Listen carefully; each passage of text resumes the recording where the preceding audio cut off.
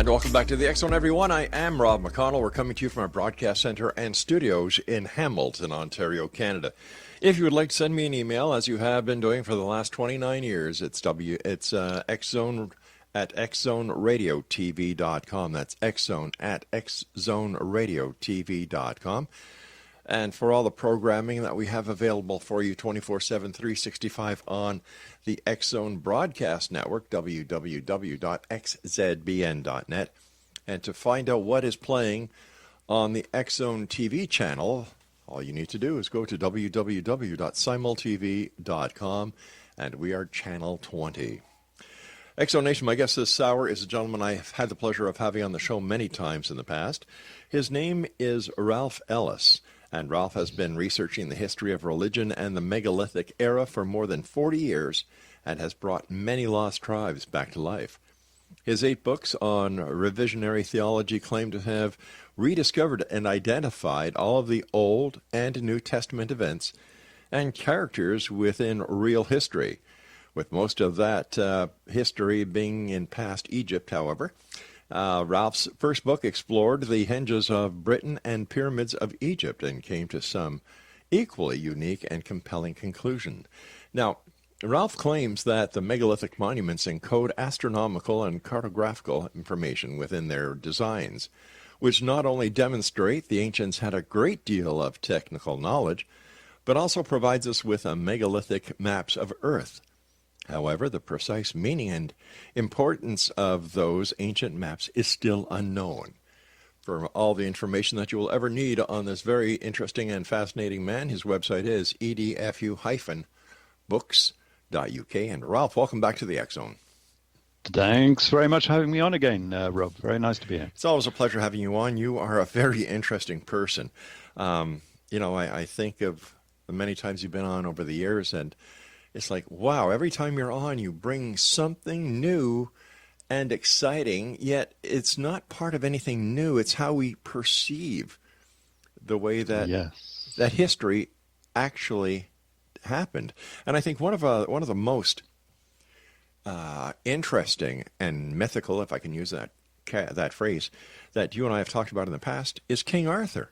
And apparently he was a real historical character. Yes, if you read the text critically, and actually, you have to look very deeply into the text to find out who he is, because superficially he does not exist, because he is missing from the historical record for 600 years. You know, he was supposed to be a 5th, 6th century character, right? And he's missed by all of the early authors like Gildas, Bede, Nennius. You know, he just does not exist in the early record. And then he suddenly pops up in 1135 with Geoffrey of Monmouth and Walter of Oxford, who suddenly produced the whole history of King Arthur. Now, how come he was missed all those years? Yeah, it's good, isn't it? And why don't modern authors actually point this out? You know, that the historical Arthur does not exist in the historical record for 600 years, and suddenly he comes along during the medieval period as a fully fledged story and king and royal court and all of the story we know about King Arthur. Well, how different from the real Arthur is the Arthur that we Arthur? Yeah. Yes, this new Arthur is quite different, because we have the story by Monmouth and Oxford, which is the standard story we know. Mm-hmm. But then we have all of these new stories that were written just shortly after this period, including the Vulgate cycle, which tell us a very different story about King Arthur, one that is not actually highlighted by any of the films you see, you know, in Hollywood or anything of that nature. And they say very heretical things. I mean, one of them says that, you know, King Arthur was the most evil king ever born. That sort of gets things going a little bit. And then we have several of these manuscripts, mostly within the Vulgate cycle, but also within High History. And Vulgate cycle is this enormous great corpus of Arthurian history, about 3,500 pages worth in modern close typing. And That seems to say that the history was written by Josephus Flavius. Now, that's a problem because Josephus Flavius was a first century historian who wrote the whole history of Judea and the Near East. He is the companion, as it were, to the biblical story. He writes the same story as the biblical Gospels. Now, that's a problem, and people have looked at this, and venerable historians like William Neitz, who's the father of Arthurian research, really, back in the 19th century, said that, this is obviously a mistake, because Josephus Flavius cannot be writing about King Arthur, who's supposed to live in the 5th or 6th century. So we have this huge conundrums within this story that we think we know. And the other big conundrum we have is it's not a British story. It's not? No, it's quite funny. And again, this is not highlighted in any of the histories that you will normally read. The history we have from Monmouth and Oxford, that actually came out of northern France. It came out of Normandy. And it was translated into Welsh later, but it was written in Breton, and it was translated into Latin and then translated into Welsh much later. The other stories that come out are from Italy, from Greece, from Germany, from Holland, from Scandinavia. They come from all over Europe, these stories of their Arthur, sometimes reworked into local history, but he's definitely a King Arthur person. So we have things like Roman and Fergus, which is the Scottish version. We have Florent and Floret, who's the Italian version. He's buried in Mount Etna somewhere, apparently. So this is not really a British story. The first sculpture we have of King Arthur is on the doors of Modena Cathedral in Italy, and that's from the 12th century. We don't get a British story of King Arthur until we get down to Thomas Mallory, I suppose, and his Morte d'Arthur, which is a very late manuscript. So we have two problems so far. We have a King Arthur who goes missing for 600 years, and then he appears to be a European hero, not a British hero. And perhaps the reason why all this happened is we can see it by the date when it arrived. It arrived in 1135.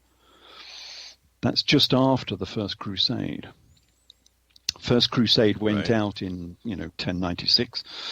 And the First Crusade actually did something odd. It was led by Baldwin, Count Baldwin of Boulogne. And it didn't go to Jerusalem. Where did it go? It went to Edessa. For some strange reason, they carried straight on. They didn't turn right and go down to Jerusalem when they were going through modern Turkey. They carried straight on and they went over the Euphrates, and they ended up in Edessa. And the first city to be liberated from Muslim control was Edessa. And that's odd because I'd already written about this. We've talked about this previously in one of my previous books where I said that Jesus was the king of Edessa. Right. And very strangely, the first city that was liberated by the Crusaders was Edessa. And that begs the question if they knew something about the history of Jesus, the true history of Jesus, the historical Jesus. But anyway, so they did so. Mm-hmm. They then set up the Knights Templar. And 5 years after the Knights Templar were set up, we suddenly get the Arthurian legend comes out of northern France, which is where Count Baldwin of Boulogne came from, of course. He was a Norman count. So the story arrives, and it seems to be linked to the Crusades.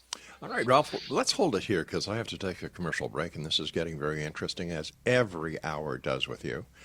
Thanks so much for joining us, and congratulations on all the great work that you've done over the years, my friend. It's always a great pleasure having you with us here in the X Zone. And X Zone Nation, if you'd like to find out more about our guest this hour, Ralph Ellis, his website is www.edfu-books.uk. That's www.edfu-books.uk. And Ralph and I will be back on the other side of this commercial break as we continue here in the X Zone from our broadcast center and studios in Hamilton, Ontario, Canada. Don't go away.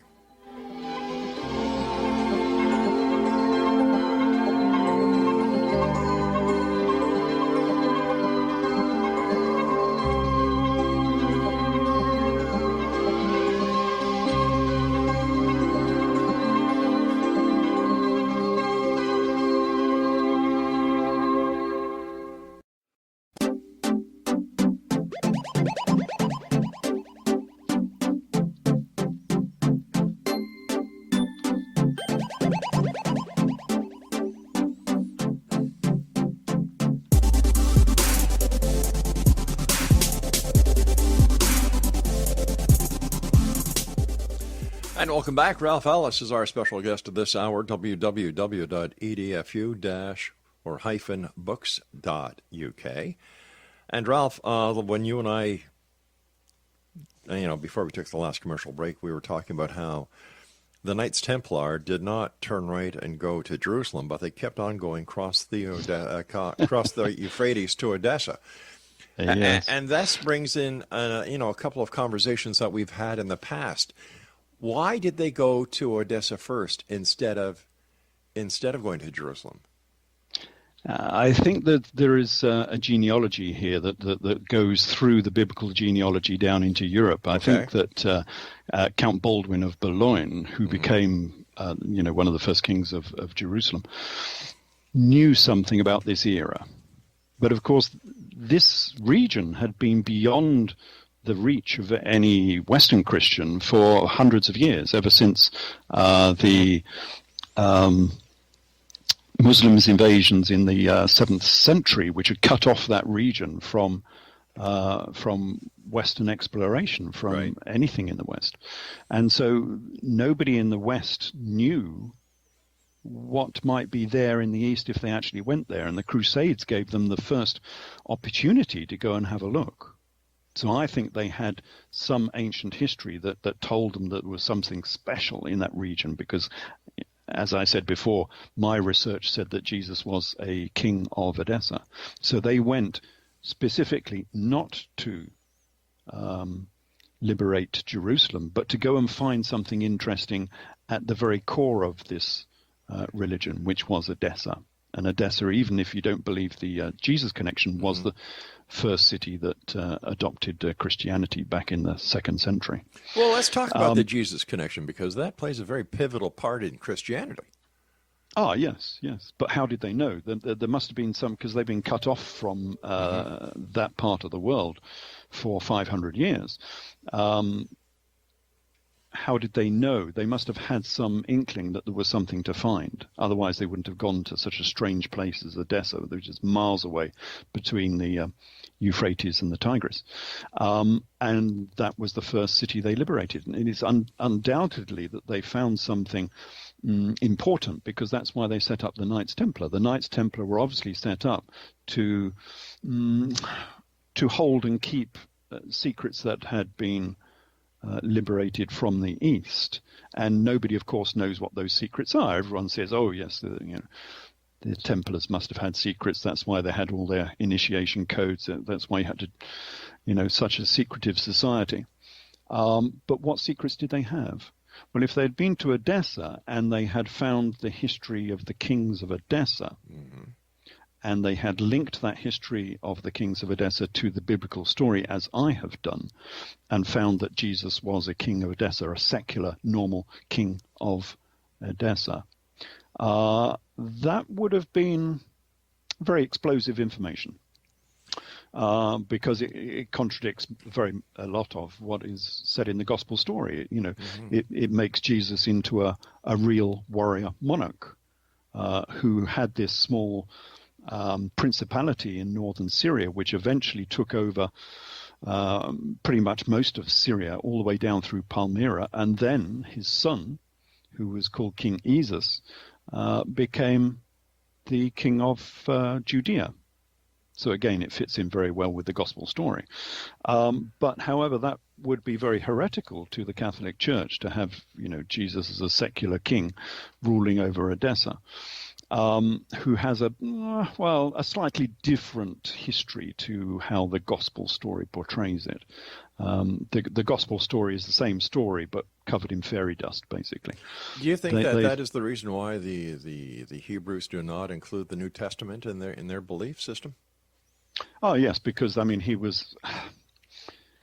was fighting against the Jews. This particular king, King Jesus, he was trying to become the king of the Jews. He was actually said to be the king of the Jews. That was his formal title within the Gospels. But of course, initially he was just the king of the Nazarene Jews, which was a small sect of Judaism, and they were trying to take over the whole of Judea and the whole of Judaism, so he could become the king of the whole of Judea. And this was also linked into the Jewish revolt, so they were actually trying to not take over Syria and Judea, but they wanted him to become the emperor of Rome as well. So this was a huge tumultuous era within Roman Empire, where these Eastern monarchs tried to take over the Roman Empire and become the new emperors to control the whole of the known world, as it were. But they failed, and the Romans won, of course, and Judea was destroyed, Jerusalem was destroyed, and the kingdom of Edessa shrunk all the way back to Edessa. And it wasn't actually destroyed at that point. Palmyra was destroyed, but Edessa was not. But the whole of that monarchy shrunk back to Edessa, and they ruled for another 200 years or so. But then they became cut off from the Eastern Roman Empire through the Council of Chalcedon, which split the Christian church, basically. And so they ended up on the eastern side of the division of the Council of Chalcedon. And then they ended up on the eastern side of the division caused by Islam when Islam steamrolled through the region. And so Edessa was completely cut off from Western civilization, from the Western Roman Byzantine Empire. And so nobody knew what secrets were held within Edessa, and I think there were a lot of secrets held in Edessa. And the Arthurian story was one of those secrets, which is why you get these very, very strange Arthurian texts, like Parzival, the one written by Wolfram von Eschenbach. It's a well-known Arthurian manuscript, and yet it starts its story, because this is the story of King Arthur. So where does it start its story? It starts his story in Mesopotamia, where the father of Percival, who's one of the big heroes of Arthurian legend, was a knight and then a king of Mesopotamia. He was a knight of King Barus, who I equate with the Edessan king, who was King Agbarus. He has the same name. So we have these very strange manuscripts which don't exactly conform to what we think of, normal Arthurian legend. Most of the story within the Vulgate cycle, this huge great corpus of Arthurian legend, is about Joseph of Arimathea. Well, wasn't he, according to from what I remember talking to you in the past about, wasn't he the person who went to the Romans and had them take the body of Jesus Christ down and put in his yes, into according to crypt? the Gospels, Right. yes, of course. But according to Arthurian legend, Joseph of Arimathea was working for the Romans. He was the one who sold out Jesus to the Romans. And not Judas. Yeah, completely the opposite. Wow. Judas was innocent. He was framed. Yeah, Arthurian legend. This is hugely heretical. I'm surprised they got away with it, actually. For Arthurian legend to say that the baddie was Joseph of Arimathea, that he had been working for the Romans for 7 years, and he was the one who managed to get Jesus captured by the Romans. Well, if that is the case, Ralph, if my memory serves me correct, it is also believed that Joseph Arimathea brought Mary Magdalene and the Holy Grail to the British Isles. Yes, we have this whole story of Joseph of Arimathea coming to Britain, but there is a mistake there in the translation as well, and I identify all of these mistakes because they're sort of deliberate mistakes. I'm sure some people have seen this because they say that they went to Galles, is what it says, and then it says that Sir Galahad became the king of Hosalis. And Galles and Hosalis are supposed to refer to Wales, that they went to Wales, obviously Britain. But they didn't. You see, Galles refers to the Galli high priests of Syria. And Hosalis also refers to the Galli high priests of Syria. And the Galli, the Galileans, as they're called by Josephus Flavius, were eunuch priests of Cybele, who honored Attis and Cybele, who were very influential in Syria. And they were all eunuchs.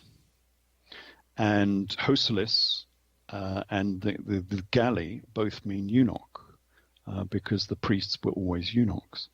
And that is why we get Jesus asking his disciples to become eunuchs. Again, this is not widely known because they don't want to tell you about this. But Jesus says in the Gospels, comes from Matthew, the Gospel of Matthew. He says, there are some eunuchs which are born from their mother's womb, and there are some eunuchs which were made eunuchs by men. But there are some eunuchs who have made themselves eunuchs for the kingdom of heaven's sake. He that is able to receive this, let him receive it. So, and this is Matthew 19:11.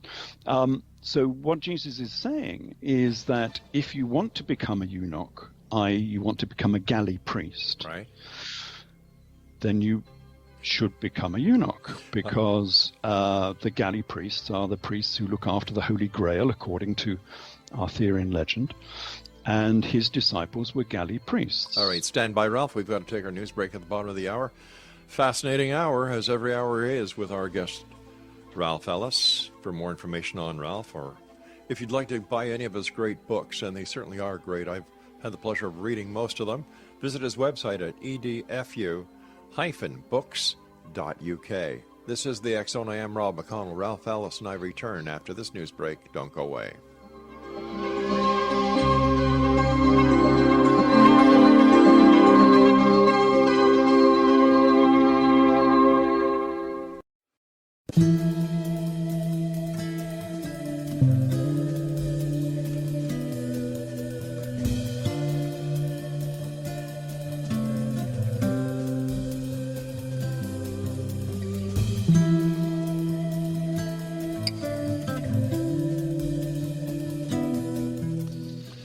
Welcome back, X-Zone Nation.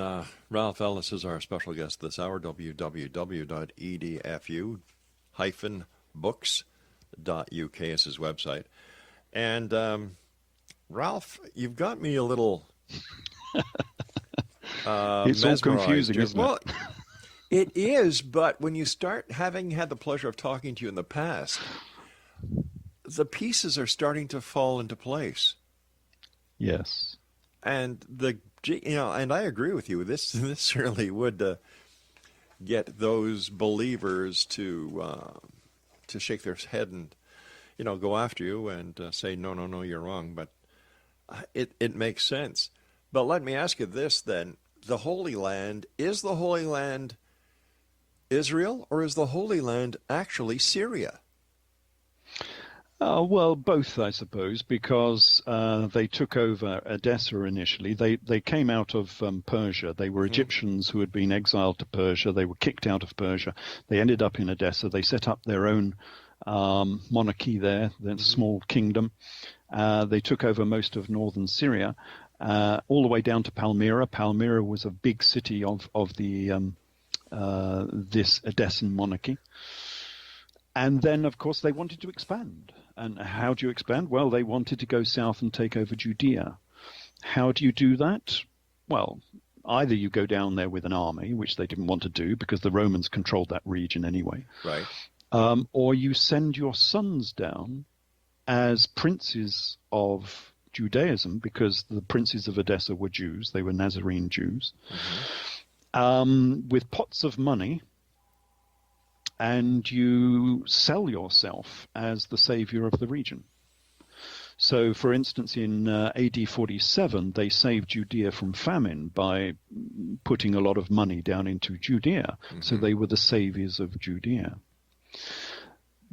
On the back of that, they then set up the largest palace in Jerusalem and the largest tomb in Jerusalem, and they bought all of the furniture for the Temple of Jerusalem. So that magnificent great gold menorah that the Romans stole eventually in AD 70, that was given by the Edessan monarchy to the Temple of Jerusalem.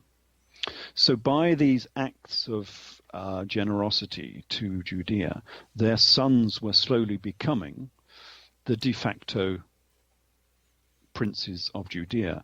And their mother, who's Queen Helena, she's the very famous Queen Helena, she became the queen of Judea in the AD 40s, AD 50s.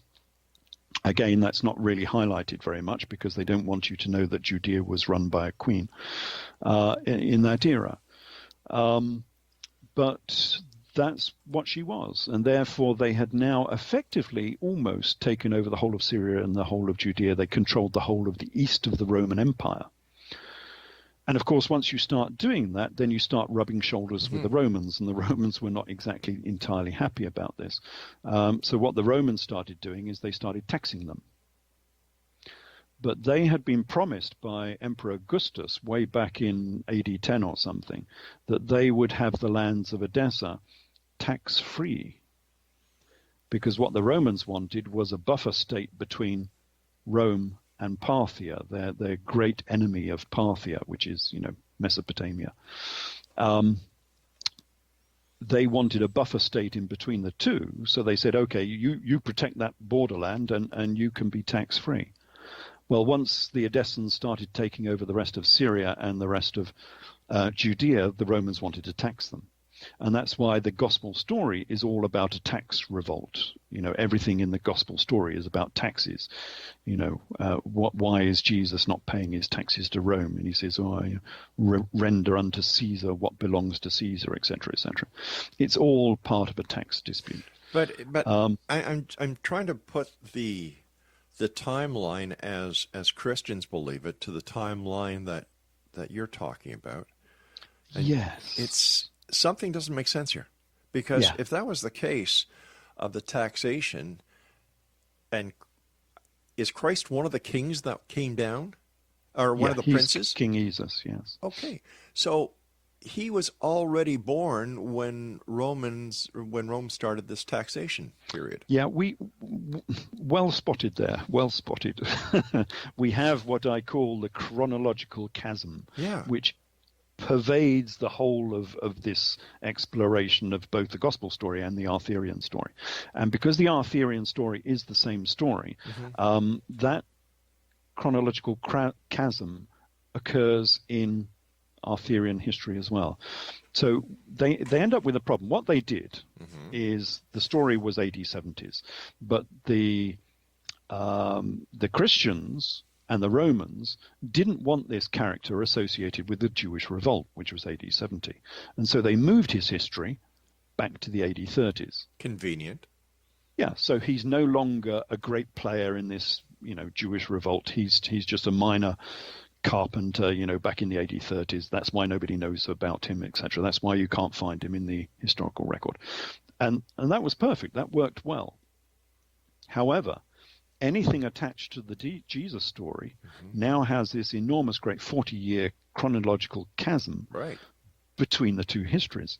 And how do you overcome that? Well, Arthurian legend is marvelous because, as I said, much of Arthurian legend is about Joseph of Arimathea. Yes. And he was the guy who took Jesus down from the cross. Okay, so that's AD 30s. But Joseph of Arimathea worked for Emperor Vespasian. And he was a chief knight of Emperor Vespasian, which is why I link him with Josephus Flavius. So Joseph Arimathea wasn't a merchant, he was a knight. Yeah, according to Arthurian legend, yes. Right, okay. But how can he be, in the AD 70s working for Emperor Vespasian? So what they do is after the crucifixion of Jesus, Joseph of Arimathea is captured and he's put in prison. And he goes to sleep for 3 days in the prison, and he wakes up 3 days later by Vespasian, who wakes him up. And suddenly he realizes that 40 years have gone by, and he doesn't realize it. So are we looking at the resurrection, the 3 days of? It's very similar, isn't Wow. it? Because Josephus Flavius had exactly the same. Josephus Flavius had a resurrection after 3 days as well. So did Joseph of Arimathea. So did Jesus. It's part of the same story. But that's how they get over this 40-year gap. So they make Joseph of Arimathea go to sleep for 3 days, and he wakes up 40 years later, and now he can be working for Emperor Vespasian. Sounds like, what was that? Johnny Appleseed went to sleep, woke up 40 years later. Yeah, it's My great, goodness. isn't it? And remember, this is still part of Arthurian legend. This is all part of the Vulgate cycle. This is the story of Joseph of Arimathea. But it continually confuses the two eras. And so you never quite know what era you are in. For instance, one of the main characters owned the donkey that was owned by Joseph of Arimathea. So one of the guys who was the father or the uncle of King Arthur owned the donkey that was owned by Joseph of Arimathea. So this is like a 500-year-old donkey sort of thing. And that happens all the way through the story. You find that Percival was the nephew of Joseph of Arimathea. But that means that Percival was a first century character. Again, we keep muddling the first century and the Arthurian history all the way through the Vulgate cycle. And as I said before, the Vulgate cycle clearly says that the history of King Arthur was written by what it calls Josephus the Good Scribe. And Josephus the Good Scribe is the son of Joseph of Arimathea. And Joseph the Good Scribe is also Joseph the Good Knight, who was a witness to Scripture and who wrote about the Scriptures and wrote Arthurian history. All right. In the first century. Okay, so I have to ask you at this point, who is or was King Arthur? Right. Well, here we come to the nub of the problem. Yes. King Arthur is not King Arthur. What happened is that the Knights Templar came back with all of these stories from Edessa. Mm-hmm. And as I said before, they're heretical. You've got this story about a secular King Jesus who was fighting the Romans in the Jewish revolt. And he survived the cross, according to Josephus Flavius. He survived the cross and was exiled probably to England. We're not quite sure. All of that was deeply heretical. But they wanted to preserve this story. They wanted to keep this story. And you've only got two options. Either you can sort of bury it in a pot somewhere. Hopefully it'll be discovered at a later era or something. Right. Or perhaps you transcribe it into a mythical story. And they've done this quite obviously with many of the children's stories we have. In my books, I go through Cinderella and Rapunzel and Snow White and the Seven Dwarfs and so on. They're all mythical stories about real events that are dressed up as children's fairy stories. All right, Ralph, we have to take our final break. I don't know what to say. We'll be back on the other side as we try... No, let me rephrase that. We'll be back on the other side when we reveal the identity of who King Arthur really is. Ralph Ellis is my special guest, www.edfu-books.uk. And we'll both be back as we wrap up this hour here in the X Zone from our broadcast center and studios in Hamilton, Ontario, Canada. You can get the latest edition of the X Chronicles newspaper online with our compliments at www.xchroniclesnewspaper.com. Don't go away.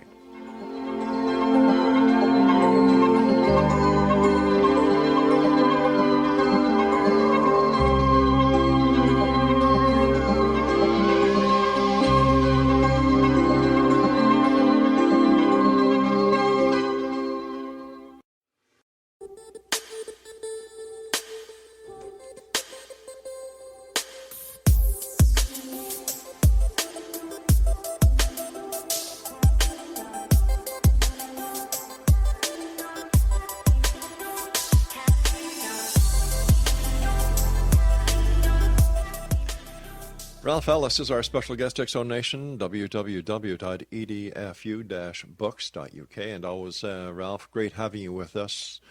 I love that you're out there getting the truth and bringing it to the people. And, you know, I still scratch my head every time I hear about Christopher Columbus discovering the Americas, which we all know he never did. But yet, academia seems to get stuck into that rut with that they don't want to admit that they were wrong. And, Yes. you know, and thank goodness for people like you and Michael Cremo and the other people who are willing to say, well, no, take a good look. Here is the truth. So thank you for what you do. But I have to ask you that all-important question. Who was King Arthur?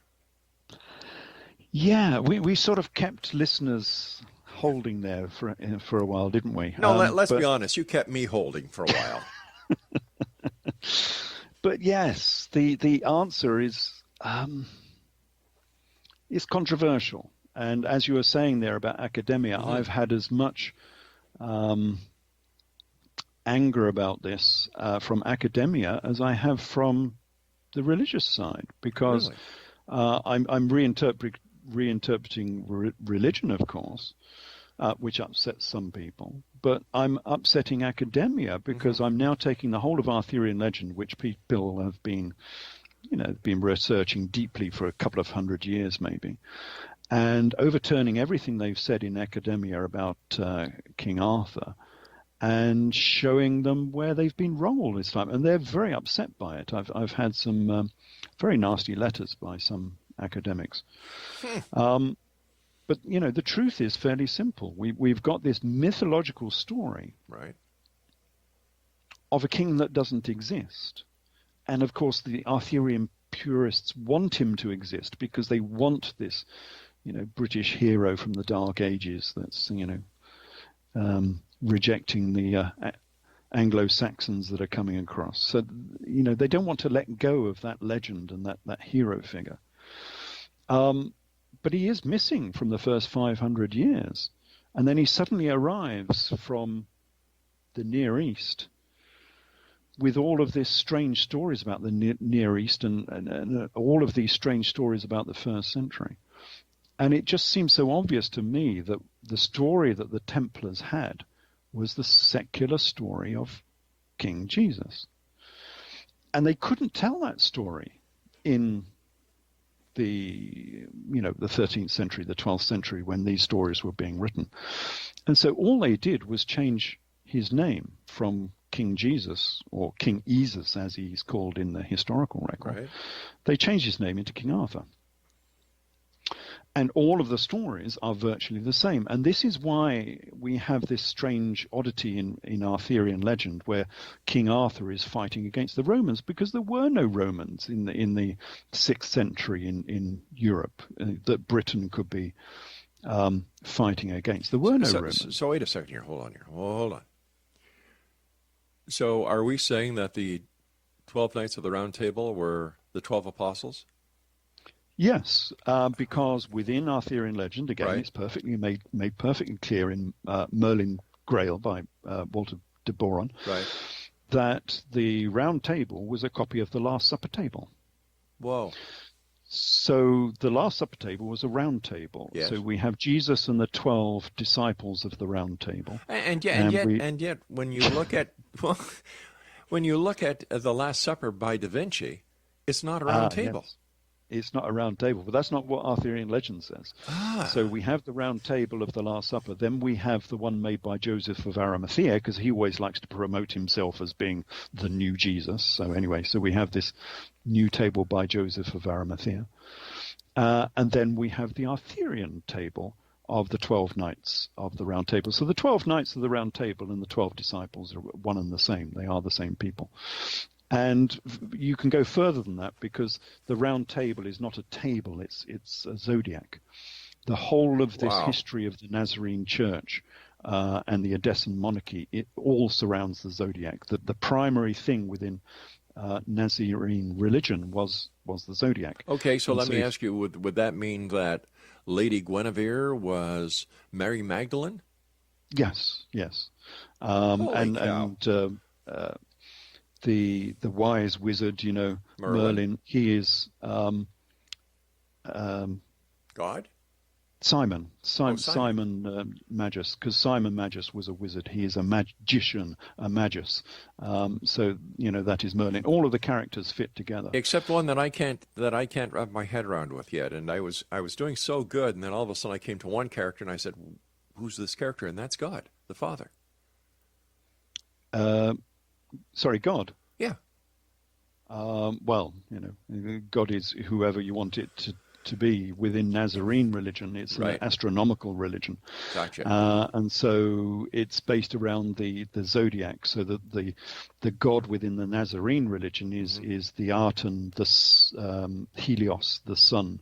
And so if you go to the Sea of Galilee, if you go to Tiberias, just south by 4 kilometers, you come across Hamat Tiberia, where we have one of the greatest of the ancient zodiacs. And it was a Nazarene. It was a Jewish zodiac. It's got all of the accoutrements of Judaism on the top of it, including the Temple of Jerusalem. So every early Jewish temple had a zodiac on the floor. And they found about 5 or 6 of these already within Judea and within Jordan. So the central element we know within Judaism, within Nazarene Judaism, was the zodiac. And so the 12 knights of the Round Table are the 12 constellations of the zodiac. And similarly with the disciples are the 12 constellations of the zodiac. And that is the essence of Arthurian legend. And that's why when you go through the Vulgate cycle, most of the proper names are all Aramaic. So you get these people like some of these academics I've been arguing with, trying to translate everything out of Welsh and not succeeding very well. And of course they're not succeeding because most of the names are Aramaic. They are Hebrew. And it says that within the Vulgate cycle. It will say, it'll have this magical sword or something, and it says on the sword in the Aramaic language, in the Chaldean it calls it, and it has this inscription in the Chaldean. Let me ask you this now for a second here, pal, because time is going very fast, and I'm scribbling notes down here as fast as I can. If we're looking at the 12 apostles being the 12 knights who are actually the 12 signs of the zodiac, have I got you? Am I correct so far? Yes. Okay. Who wrote the first 4 Gospels of the New Testament? Does that mean the entire Bible is nothing but a great big storybook? It's a history book, because if you read it properly, it is real history, but only if you know it's talking about the Jewish revolt. And so the author of the Gospels, the author of 2 of them at least, was Josephus Flavius. He is the most copious author known to man, throughout history. Right. And it's been known for many decades, centuries, that the Gospel of Luke and Acts of the Apostles have the fingerprints of Josephus Flavius all over them. My goodness. And now we have this Arthurian legend, where Arthurian legend is itself saying that Arthurian legend was written by Josephus the good scribe, who is Josephus Flavius. So now he's writing the Gospels, and he's writing the same story, because Arthurian legend is the same story, about a secular king who's called King Arthur, who is King Jesus. So he's writing the same story, but one is a sort of spiritual story written for a particular audience, and then the second story is a secular story written for another audience, written for the Edessans, basically. Is it possible that was not discovered for another 1,000 years? Is it possible that this is the secret that the Knights Templar apparently had? Undoubtedly. And one more question: what about the Holy Grail? Where does that fit in? Oh, we could go on for 2 hours. I know we can, and time is nearly up. You do this to me all the time. Yes. Yes, the Grail is a great part of Arthurian legend. It's a great part of the Gospel story as well, because St. Peter was the holder of the Grail. Because Peter is not his name. His name was Simon. But he got the title Peter Kephas, which means stone, stone. He was the holder of the sacred stone.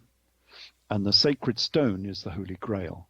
But we will need another hour to go through the whole of the Holy Grail. You know, how can we wrap this up in about 35 seconds?